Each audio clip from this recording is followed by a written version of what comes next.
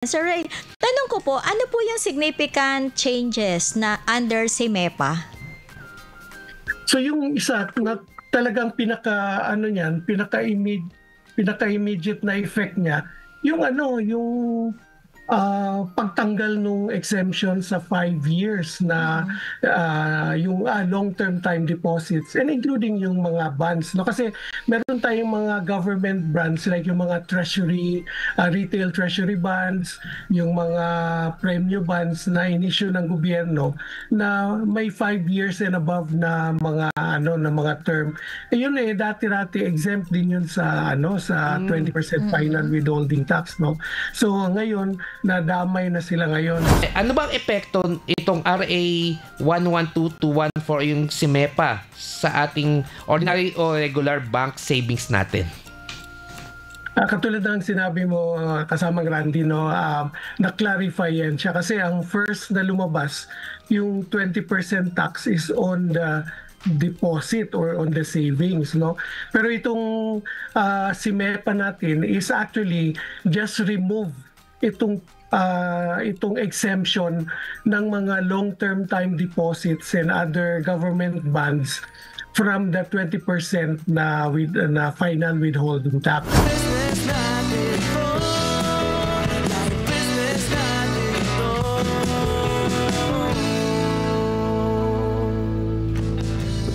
Ayun na.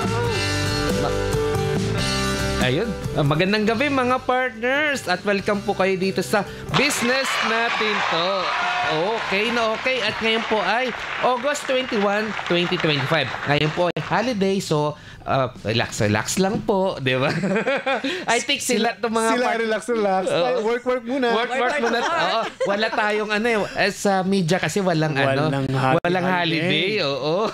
Kami maghahatid pa ng balita at mga programang mapapakinabangan nila Kapadre Crass at Kapadre Randy. Correct. Oh. At less ang traffic, ha? Ayun, buti Yan ang naman. gusto ko. Yan ang gusto ko. Sana naman laging holiday sa EDSA, no? Ang Yes. Skyway ho maliwanag. Wow. Ayan po. Siyempre ako po si Randy Casilian and Manuel. Yes, magandang gabi Kapadre Randy at Kapadre Crass. Yes, magandang gabi ka-partner Manuel, ka-partner Randy. And syempre dun sa ating mga regular viewers na nanonood sa atin sa Facebook Live, dito sa ating business natin to on air. Ayun, magandang gabi po sa inyong lahat. Ayan. At syempre, kung may pwede kayo mag-text sa amin kung may kayo question po kayo. Mas lalo ngayon, maganda yung topic mamaya. Ayun, di ba? Oo. Itong tungkol sa abangan nyo, itatax pala daw yung savings sa bangko. Natin ipa-clarify natin yan. Ayun. Kasi mukhang mali yung baka meet lang yung pinag-uusapan natin eh. At saka baka yung narinig din nabasa natin sa social media, baka mali yun. Maya i-clarify sa atin. Yes, i-clarify sa atin. But mga partners, pwede kayo mag-text dito sa atin sa 0997-824-9408 sa mga questions nyo mamaya. Ayun. Partner Chris. Partner Chris, may paalala ka ba dyan? Ayun, paalaala. Ito naman ang lagi natin sa ating intro. Number 1 ho, reminder natin, August 25. August 25, nangyari falls on Monday, and holiday po siya. So, kahit naman holiday, meron pa rin tayong submission na tinatawag or yung compliance or mga deadlines na dapat nating i-comply. So, ano po ba yung deadline natin ng August 25? Number 1, submission ng quarterly summary list of sales and purchases and also importation by a VAT registered taxpayers. Ito po yung mga non-EFPS filers. Fiscal quarter ending July 31, 2025. Also, a source statement of manufacturers or importers' volume of sales of each particular brand of alcohol products, tobacco products, sweetened beverage products, also fiscal quarter ending July 31, 2025. Ano pa ho ba? E-filing and filing and payment or payment ng BIR form 2550Q quarterly value added tax return para sa mga EFPS filers and non-EFPS filers, fiscal quarter ending July 31, 2025. Ayun, partner. Tama ka dyan. Actually, yan yung sa 25 pa lang. But yung Yes. mga ma-OT group ngayon, yung mga nag-OT ngayon dahil malapit na yung ITR season na naman. Which At saka is partner, meron tayo yung, ito pa naman, August 29 pa yung correct. deadline. Yan nga yung ino-OT na ITR. Yan, yung oo. second quarter Nakalimutan filing. pala natin batiin yung mga ma-OT group. Yes, oo nga. Ayan, ma-OT Magandang group. gabi po sa Ayan, inyong good lahat. evening sa inyong lahat. Ayan, work lang tayo. Kahit holiday, no? Oo. Yes. So mga partner, no? Ayan ang mga magagandang kwentuhan. But umpisa na natin first segment natin. Ito na ang Biz News. Biz News. At sa ating Biz News ngayong gabi, kasangbahay, magandang balita ito kasi nakikinabang ang mga OFW, pamilya ng mga OFW dahil patuloy na lumalakas ang padalang pera ng mga Pilipino sa abroad. Datos ng Bangko Sentral Pilipino o sa datos ng Bangko Sentral ng Pilipinas, tumaas ng 4% ang overseas remittances nitong Hunyo. At sa detalye, may ulat si Cecil Alabata Cruz. Magandang gabi. Tumaas ng 4% ang overseas remittances nitong Hunyo ayon sa Bangko Sentral ng Pilipinas. Umabot sa halos 3 bilyong dolyar ang pinadalang pera ng ating mga kababayan abroad. Pinakamalaki ang ambag ng mga land-based OFWs na nagpadala ng mahigit $2.4 billion habang nasa $555 million naman mula sa sea-based workers. Sa kabuuan, umakyat na sa $16.75 billion ang remittances mula Enero hanggang Hunyo, mas mataas ng 3% kumpara noong isang taon. Pinakamalaking pinagmumula ng padala ang Estados Unidos, kasunod ang Singapore, Saudi Arabia at Japan. At yan ang ating balita para sa business natin to, Cecil Alabata Cruz, Radyo La Verdad 1350 ang UNTV Radio. Yan ang ulat ni Cecil Alabata Cruz. Maraming salamat. Partner, ramdam ko na. Mukhang magki-Christmas na. Kung nga pala, mag-bear na pala next month. Next month. So, Ilang tulog na lang. Oo nga. Yes. Nandyan na Lumilitaw si Jose Marichan. Oo, si Jose Kakanta Marichan. na naman siya. At saka maganda doon, dadami ang mga padala. Correct. Ayun. Kaya marami na naman ang naghihintay. Correct. Actually, kapag malapit ng Christmas, yan na yung padala ng mga Oo. natin, OFW Yung natin. iba nga, kapartner Randy, kapartner Chris, nag-iipon na sila. Agahan nila. Oh, nag-iipon Padala na sila ngayon. Actually, hindi lang pera. Oo. Kasi nagpapadala din sila ng mga balikbayan Packages. Oo. packages natin. Oo. Balikbayan box. Yeah. Balikbayan box. Box. Says. Boxes. Marami. May S. Ibig sabihin madami. Yes, oo. Siguro, kasi ako, may mga OFW na mga kamag-anak, pati tatay ko noon talagang, sabi ko, dapat lang talagang pangalagaan ng mga OFW kasi napakarami nilang mga Actually, taong partner, kumikita no, dyan.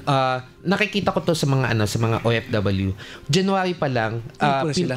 bumibili na sila ng para sa balikbayan box. So may mailbox kunwari sila, may box sila, isushoot I-shoot na lang. na lang yung mga yung mga pasalubong nila.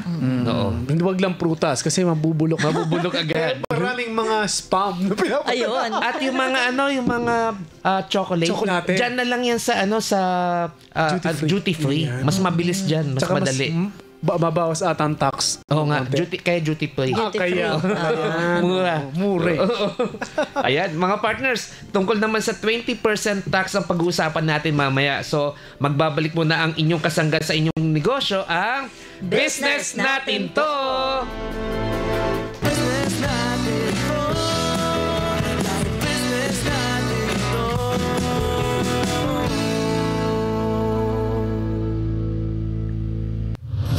Radyo La Verdad 1350, ang UNTV Radio.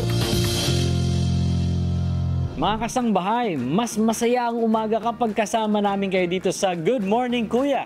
Hindi lamang may init na balita at entertainment features ang aming maibabahagi sa inyo tuwing umaga. Dahil kabilang na dyan ang mabubuting gawa at pag-ibig sa kapwa. At syempre, hindi kompleto ang araw kapag hindi ka updated sa aming mga social media pages. Kaya make sure to follow, like, share, and subscribe. Upang mahanap ang aming official Facebook page, itype lamang ang @goodmorningkuya o Good Morning Kuya. I-click ang like at siguraduhin naka-follow na rin kayo. And to subscribe to our YouTube channel, itype lamang ang @goodmorningkuya and @UNTV News and Rescue. I-click ang subscribe button at huwag kalimutang pindutin ang notification bell. every Monday to Friday from 6 a.m. to 8:30 a.m. Just keep it light and start your day right. Kaya mga kasangbahay, samahan nyo kami lagi dito sa Good Morning, Kuya!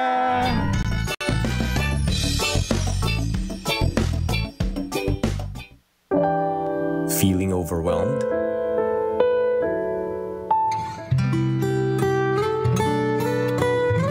Heart full of joy?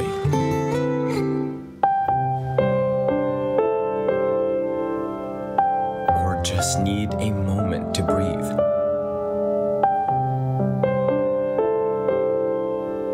Whatever you're feeling, let the music embrace you. Soulful Melodies is back with Volume 3.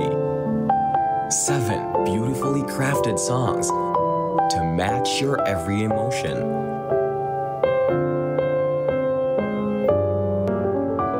Soulful Melodies Volume 3 is now available in all your favorite digital streaming platforms.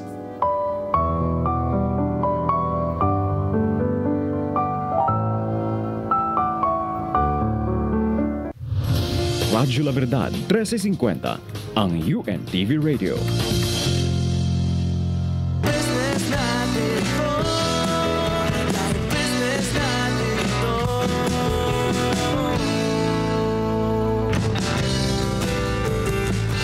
Ayun, nagbabalik po ang business natin to. At sa mga kapartner natin dyan, kung may question po kayo or may gusto kayong topic, pwede kayo tumawag sa atin dito sa business natin to. Ito po yung aming cellphone number, 0997-824-9408. And kapartner Randy, no, pwede rin silang mag-comment at mag-message sa ating official Facebook page. Ito yung ating business natin to on air. Ayun. Ayan. Partner, na ano ba to? Nabalita mo ba yung 20% tax na naipataw sa mga savings natin? Ayun. Actually, yung naman 20% kung titingnan natin kapartner Randy is dati na yan. Parang ni-revive lang nila kasi yung may tinatawag yan dati, ito yung dati yung may tinatawag na short term, long term deposit, yung mga ganyan. Pero parang dati hindi nila pinapansin yun. Ito yung mabigat ngayon kasi because of media, lumaganap yung balita na kapag ikaw may deposit sa bangko, parang nagkaroon ng bank run na, may pera tayo sa bangko, itatax pala. Hindi nila alam, previously meron na din yan. Hindi lang naliliwanagan din ang mga depositor, hindi rin sila aware na may pinapataw palang tax na akala lang nila basta nag-deposit, mag-earn lang ng interest. Hindi. May kaakibat na tax na ngayon nililiwanag ng True Media. At the same time, nag-add ng additional regulation ang Bureau of Internal Revenue, partner. Ayun. Kaya yan yung pag-uusapan natin, partner. Kasi i-clarify natin ngayong gabi, ano ba yung 20% discount tuloy? 20% tax. Kasi ang daming nagpanic actually nung nalaman yan. Minsan kasi sa media kasi, partner, no, sasabihin 20% sa savings. Additional na naman. Oo. Nako, ang hirap niyan, di ba? So, yan po yung pag-uusapan natin sa segment na Katax Ako. Ayun. Katax Ako.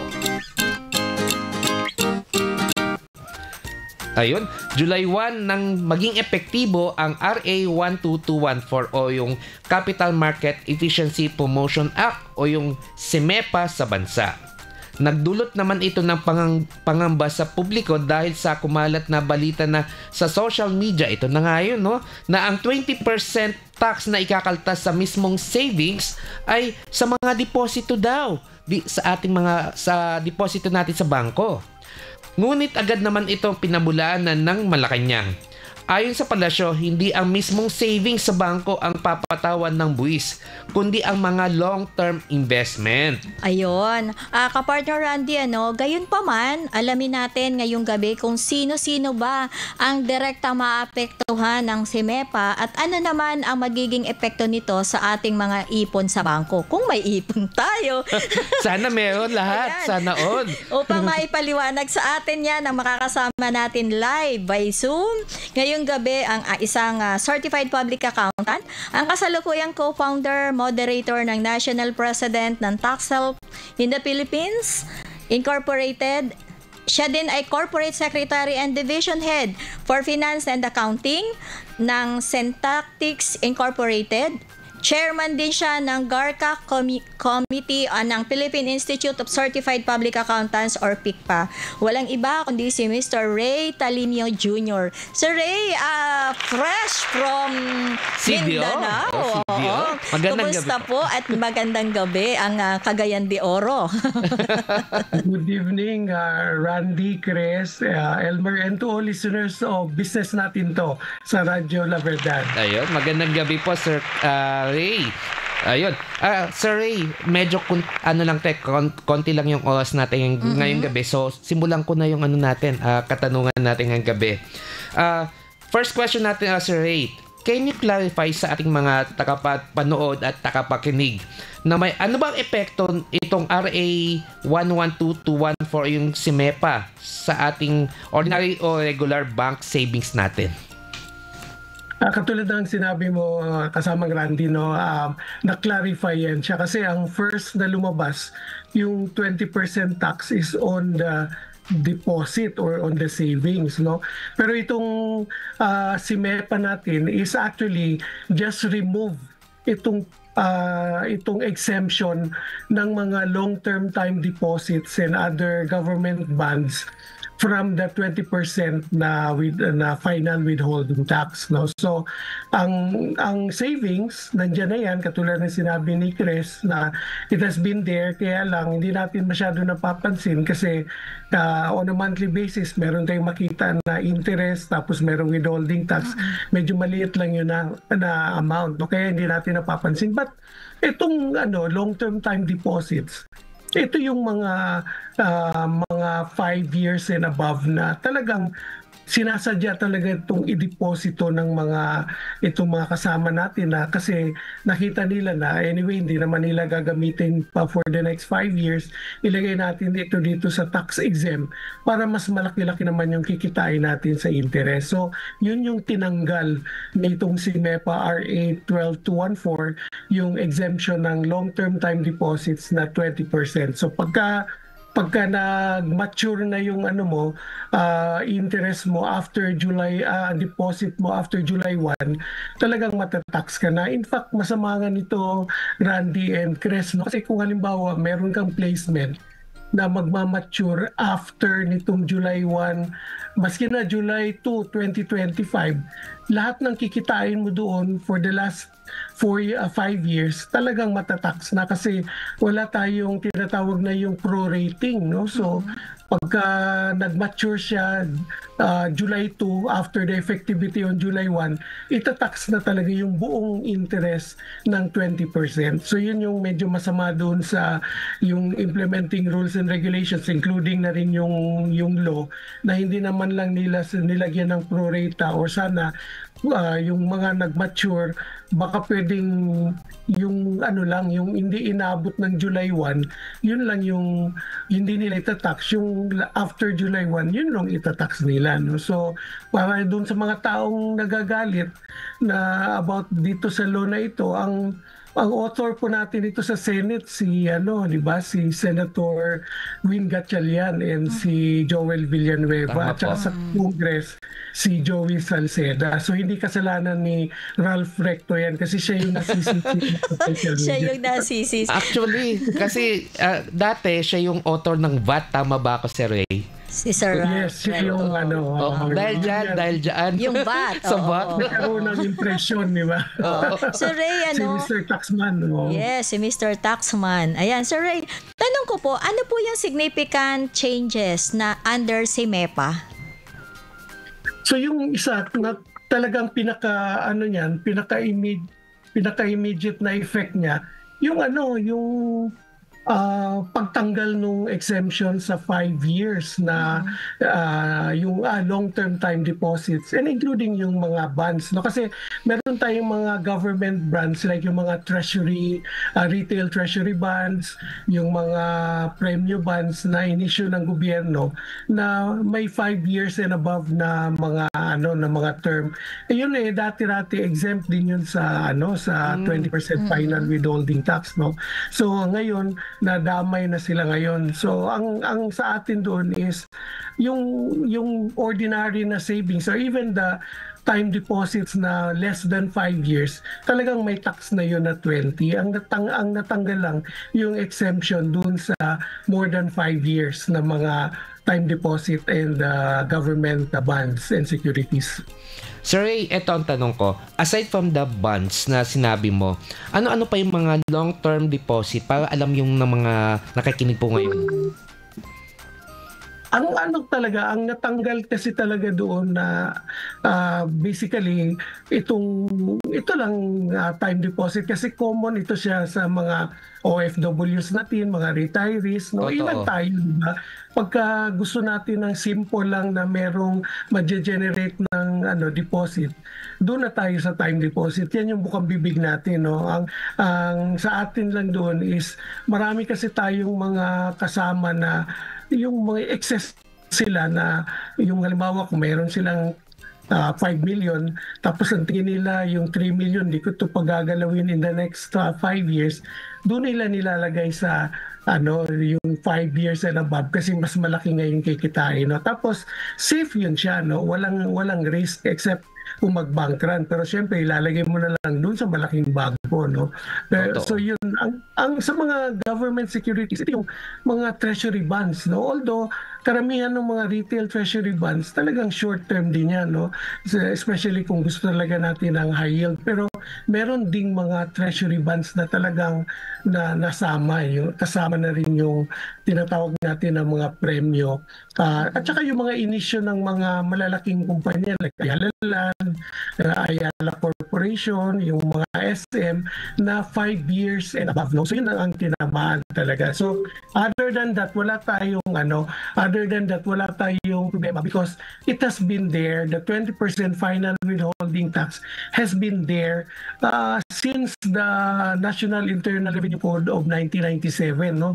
So ngayon, medyo na-highlight lang ito kasi ginawa nila pantay-pantay na para mas madali, no? Ang projection na kasi na sinabi ni Secretary Ralph Recto na in the next 5 years, the government will be able to generate about 25 billion pesos, no? Wow. So yun yung impact ng itong si MEPA. So we hope na may mga benefits siya pero may mga disadvantages din. Siguro na we will discuss later, no, kung ano yun. Ayun. Sir Ray, may changes din po ba sa mga previous investment prior to effectivity date? Ito po yung July 1.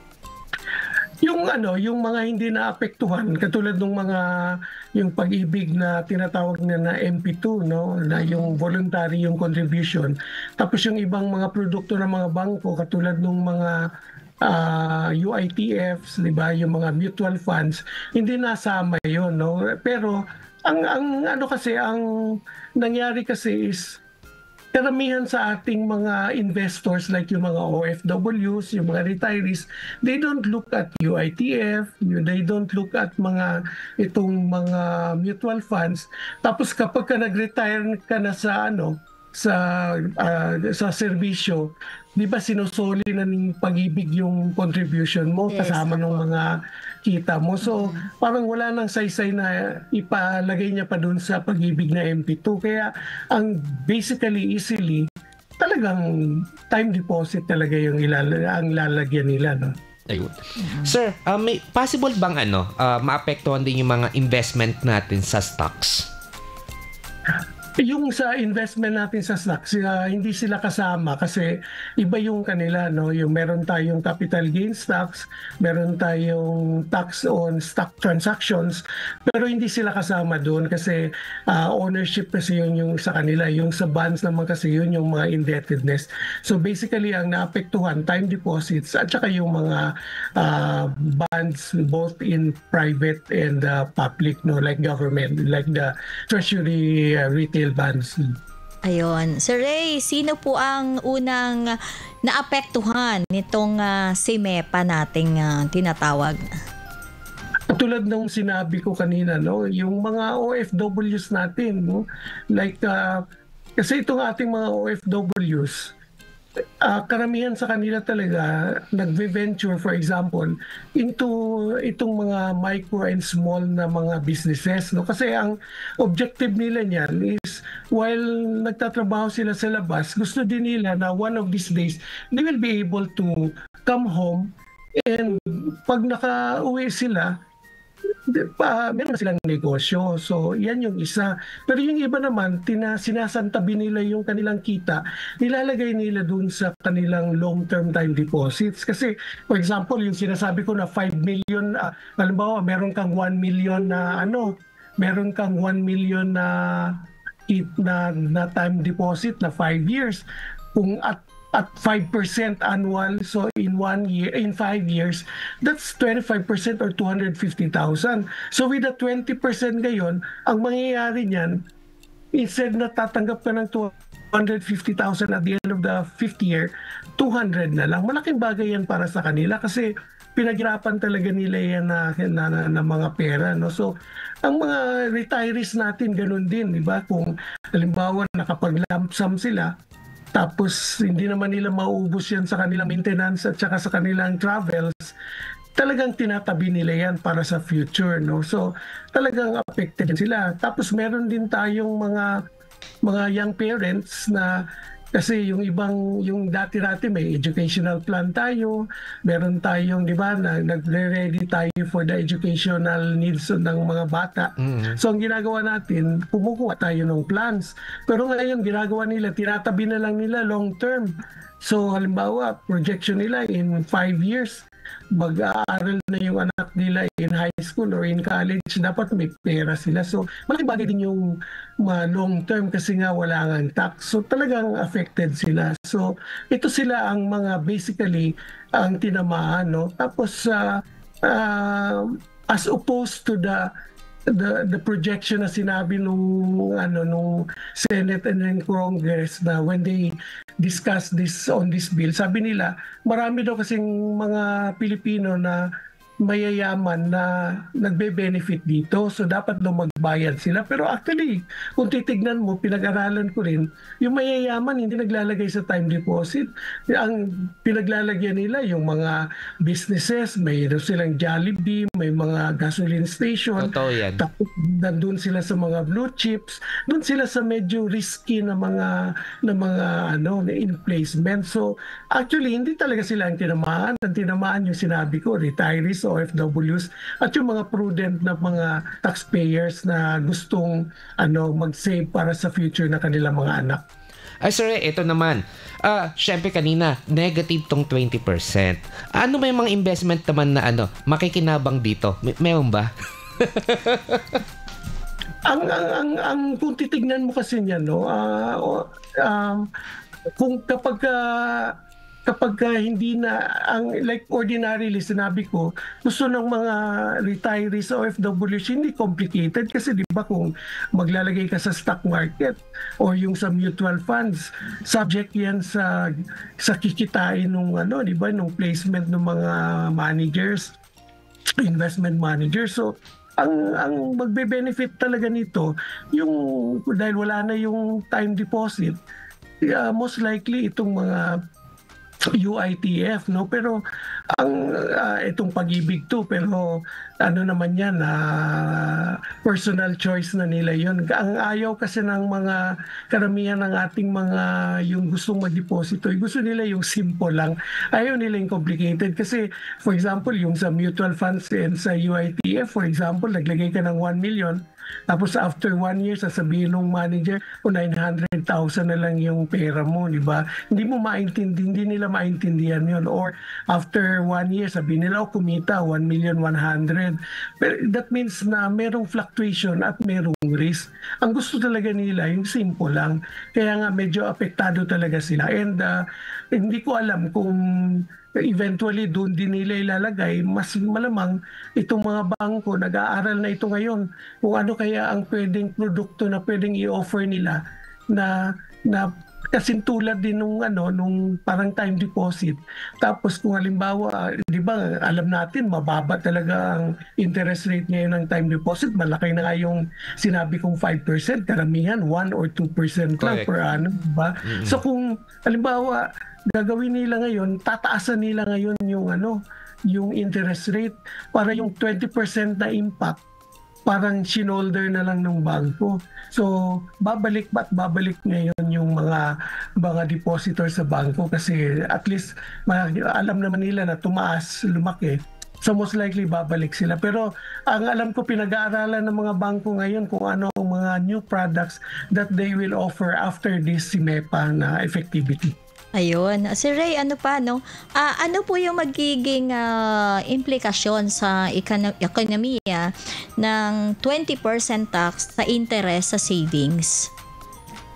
I'm sure pinag-aralan nga nila yun. Ang projection nga nila is by 2030, the government will generate 25 billion pesos. So kung bibilangin mo, baka nasa 5 billion per year lang, no? Pero malamang yan, ang ma-generate nila niyan, hindi siguro ganun kalaki kasi nga magkakaroon nga ng diversification na, no? So on the part of the government, yun yung kanilang projection, talagang kikita, no?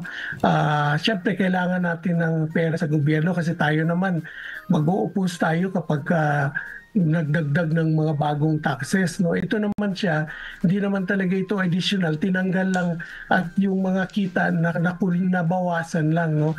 Pero kung titingnan naman natin ano ang disadvantages niyan, marami yan, no? Number one, itong mga bangko na nagpapautang, loans nila, 1, 2, 3, 4, 5 years na term na loan, kapag may mga time deposits na ganun 5 years, more or less stable yung fund source nila, di ba? Imagine mo kung 3% lang per annum yung bigay nila, tapos naka 5 years o naka 10 years, at pinautang nila 16%, 12% per annum, talagang kikita sila. So ang mangyayari niyan, mababawasan yung deposit base, no, ng mga bangko. So makukulangan yung pera na nasa bangko kasi ang gagawin nila, maghahanap sila saan kaya natin pwedeng ilagay.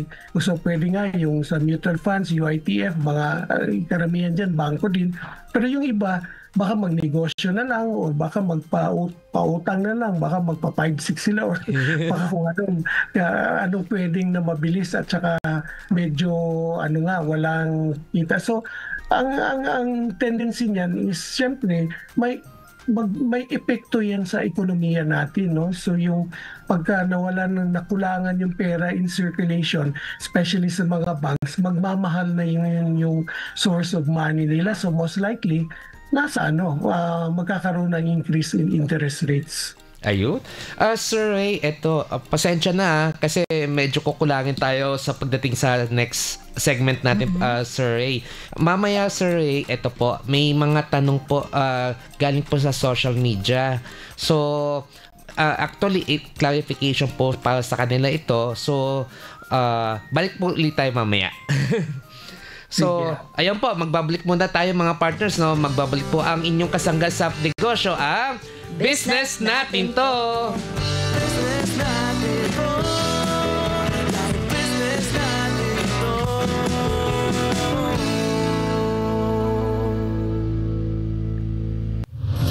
Radyo La Verdad 1350, ang UNTV Radio.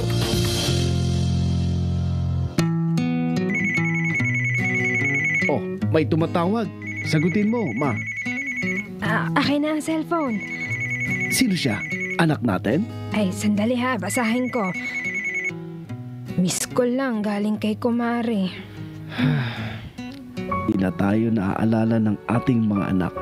Ganun nga siguro kapag matanda na, nakakalimutan na.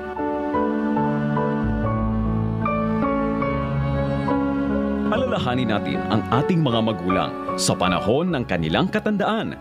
Sa kanilang nalalabing buhay, atin silang paligayahin, arugain, mahalin. Isang paalala mula sa Radyo La Verdad 1350.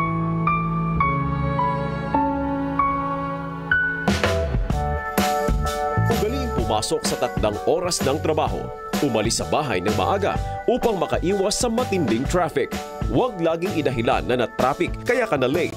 Maging responsableng manggagawa, magkaroon ng disiplina sa lahat ng pagkakataon. Ito ay paalala mula sa UNTV Radio, Radyo La Verdad 1350. Radyo La Verdad 1350, ang UNTV Radio.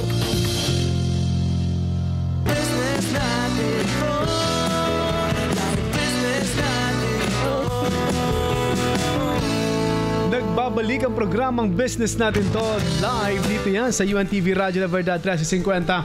At kanina kasama po niyo si Kapartner Randy. Ako naman po si Kapartner Manuel Recuenco with Kapartner Chris Perhis. Ayun. Alright. Yun, 7:43 na ng gabi. Pero eto, sa mga nanonood, salamat po. Nasa live po kami sa UNTV Radyo La Verdad Facebook page at sa Business Natin to on air Facebook Live. At mga katanungan naman sa ating social media, Kapartner Chris, na platform at mobile number hotline ang sasagutin po ng ating panauhin ngayong gabi. Walang iba, ang chairman ng Garcia or chairman ng GARCA Committee ng Philippine Institute of Certified Public Accountants o PICPA. Magandang gabi muli, Mr. Ray Talimio Jr. Bati po kayo ulit sa ating pangalawang segment.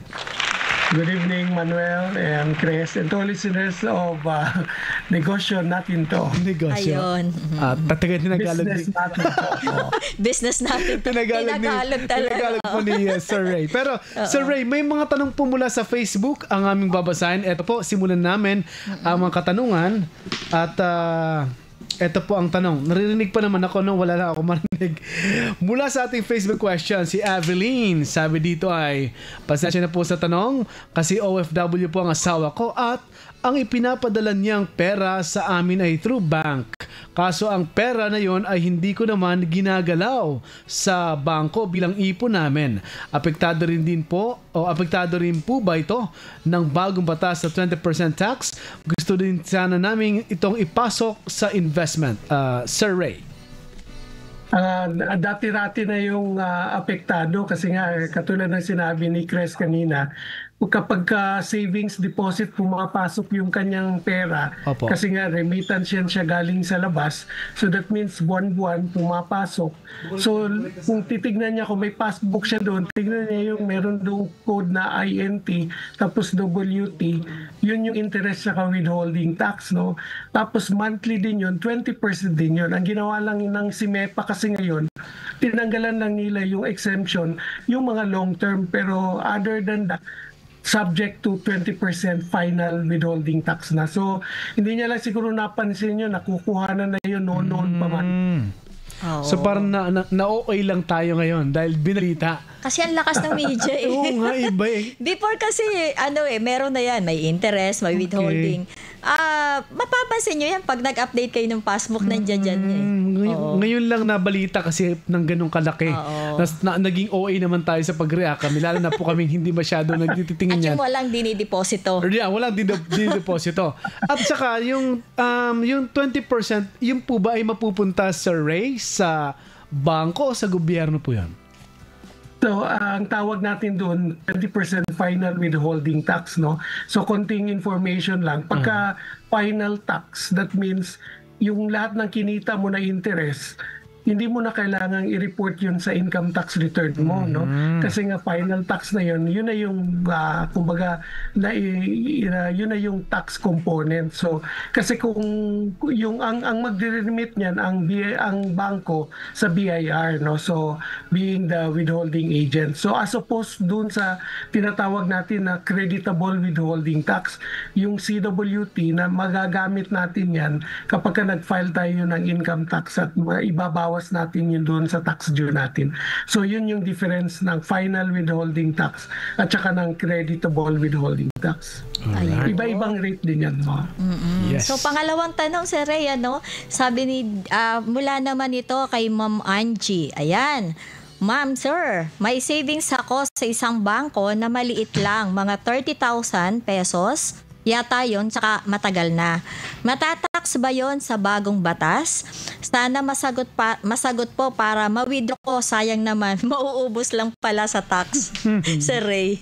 Pwede ba? Ang matatax doon at dati nang natatax, yung interest lang, no? Like say, kung halimbawa kung 30,000 yun, buwan-buwan, kumikita siguro yun ng mga 10 piso. So, yung tax, kukuha ka ng 20%, so may 2 pesos. So, yung 10 minus 2. So, yun yung makikita mo dun sa passbook, no? Pero, kung sabi niya matagal na yun, dapat hindi po pwedeng pabayaan yun doon. Like say, mahigit 1 taon kasi magiging dormant yun. Mas malaki pa yung makukuha sa iyo na penalty kaysa doon sa tax, no? Mauubos yun. So, dapat gumagalaw yun siya year on year. Maski na deposituhan mo ng 10 piso o na 100 piso. So, wag lang siya maging dormant. Pero, dati na yung walang tax doon na bago. Meron ng dating tax yun, pero gawa ng maliit nga din yung amount, maliit lang din yung nakakaltas, hindi mo ma-feel, parang wala lang. Yun. Kahit siguro malaki din ang deposito, hindi na rin mararamdaman, Sir Ray. Alright, kapartner Chris, baka may follow-up kayo? Or Ayun. So, ito na, paano naman po kung ang interest ay 3% per annum lang? Tapos, ang tax niya 20% per annum din. Saan pwedeng mag-invest ng pera kaya, Sir Ray? Yun yung gusto natin i-clarify, no? Yung 3% na interest on the deposit. So, kung may 1 million ka, so meron kang interest na 3%. Ang tax na 20 is doon sa tubo mo, doon sa kita mo na 3%. Doon siya kukuhanin. Hindi siya doon sa pera mo na 1 million. Bali yung tax is on the interest on the savings or sa deposit mo. So yun yung diferensya. Ngayon, talaga namang totoo namang maliit talaga yung interest. Hindi katulad noong panahon umaabot pa ng 10 or 12% ang interest sa ordinaryong deposito sa bangko. No? Ngayon, talagang bumaba. No? Siguro, tingnan natin doon na dapat siguro tingnan ng gobyerno na paano kaya natin ma-encourage sa mga tao na magdeposito. Diba? Ang ginagawa nila, iniipit na lang sa ilalim ng unan, nilalagay sa drawer. Tapos yung marami-rami, nililibling sa lupa. Naku, yung marami-rami. delikado. Kasi daw baka daw may scam. May mga mana-scam kasi, Sir Ray, na gumagamit ng online bank.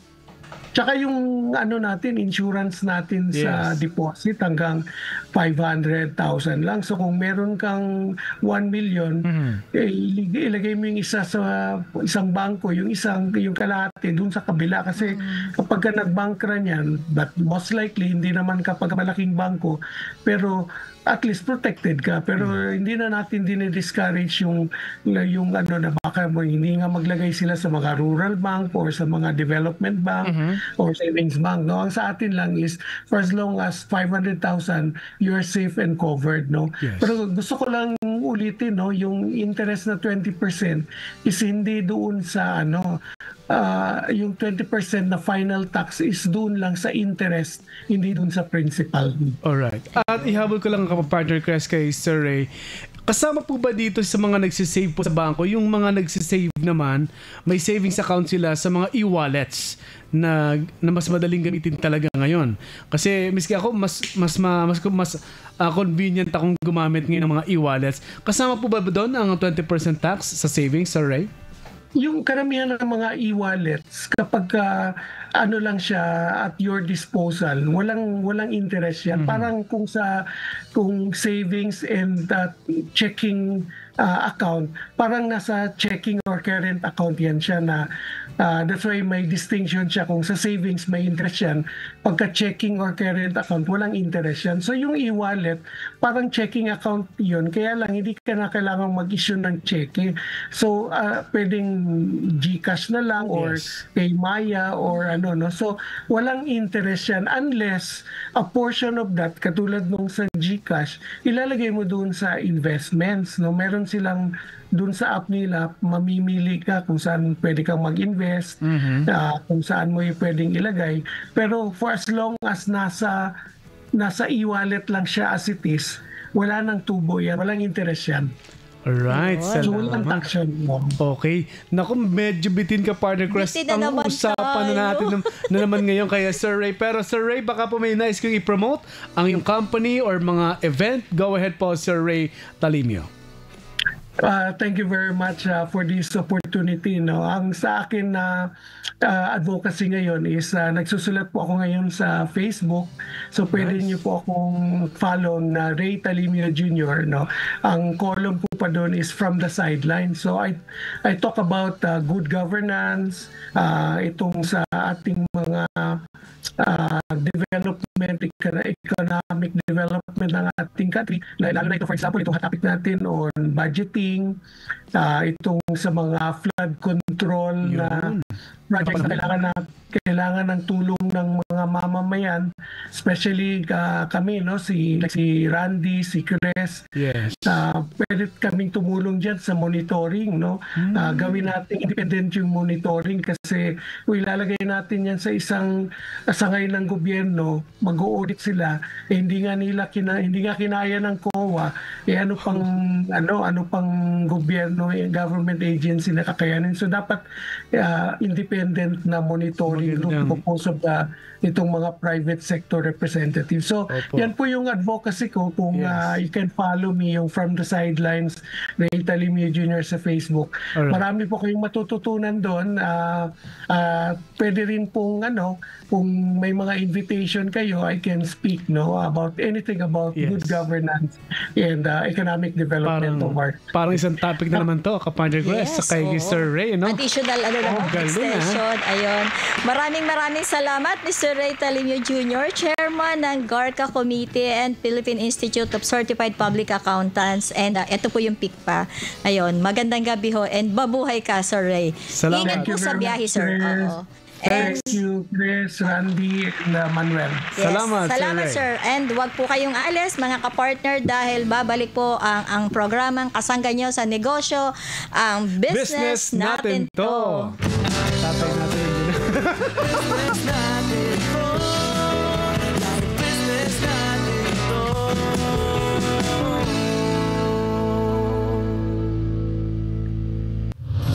Radyo La Verdad 1350, ang UNTV Radio. Bakit po may mga basura doon sa lugar na may nakalagay na bawal magtapon dito? Bakit may mga naninigarilyo pa rin po sa terminal ng jeep? Di po ba bawal yun sa mga pampublikong lugar? Bakit nakatayo sa MRT at basang mga matatanda? Diba dapat nakaupo po sila? Bakit po ganun? Sumisigaw tayo ng pagbabago pero sa maliliit na bagay, palpak tayo. Hindi lang dapat iasa sa gobyerno ang pagbabago, maliit man o malaki. Dapat itong magsimula sa sarili nyo. Isang paalala mula sa Radyo La Verdad 1350.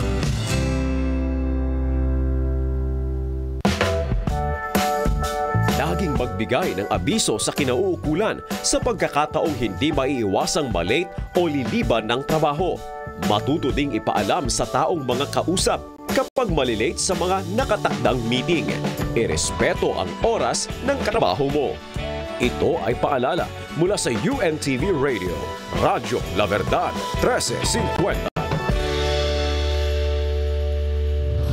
Radyo La Verdad 1350, ang UNTV Radio. Business natin to. Business natin to. Ayun, magandang gabi at syempre nagbabalik po ang business natin to. At syempre, nako, kasama ko pa din si partner Manuel and partner Chris. Hello. Ang ganda ng talakayan, kaya lang another Bitin pa rin. Baka part 2 sa Oo. ganda ng topic. Baka naman si Ray, pwede po tayong magkaroon ng part 2 sa ating discussion ngayong gabi. Hindi ka na narinig, tumakbo na yung wala papuntang na. airport. May mapapanood din niya Nagmamadali siya. tomorrow. Nagmamadali na yun. Grabe, sa sobrang ginagawa sa trabaho. Ayan, so, nako, ano na tayo, baka mag-OT na naman tayo. Closing remarks na ba? Closing na ba? Ayan. Closing remarks na Sige tayo. mga partner, ano na tayo, mag-close na. Gusto ko magpasalamat muna sa lahat mga nakinig po ngayong araw na to. At syempre kay Kuya Daniel Rason, kay Ma'am Annie Antoy sa ating technical. At syempre kay Sir J. Eusebio at kay Ma'am, pangalan nito, sa ating EP, Ma'am Shelo. Ayun, salamat, Shelo.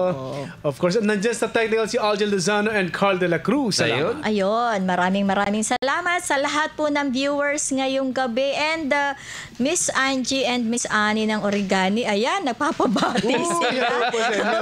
Magandang Ayan. gabi. Ayun. At sa lahat mga Nabati ko na kayo. At syempre gusto kong batiin yung lahat ng nag-heart, nag-like doon Oo. sa ating mga videos natin. Salamat. Ayun, Salamat po. maraming salamat Lalo na yung po. Sana tungkol- dumami pa sila. Sana. At saka yung mga discussion ay mas may mga maiksing video na bago nyo puntahan yung full episode. At kami po ay mapapakinggan sa Radyo La Verdad Martes at Webes 7 p.m. at live on Facebook at ganun din sa YouTube channel ng UNTV News and Rescue 7 p.m. Ayun. At syempre out na tayo. So, Yes. sa negosyo walang imposible. Dahil sa negosyo, may business natin to.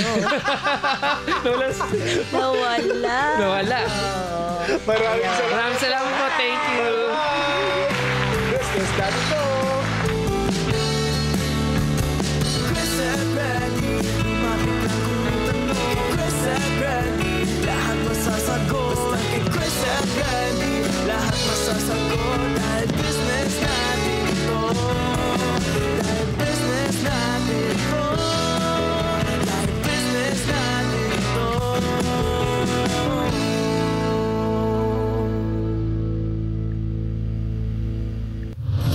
Radyo La Verdad 1350, ang UNTV Radio.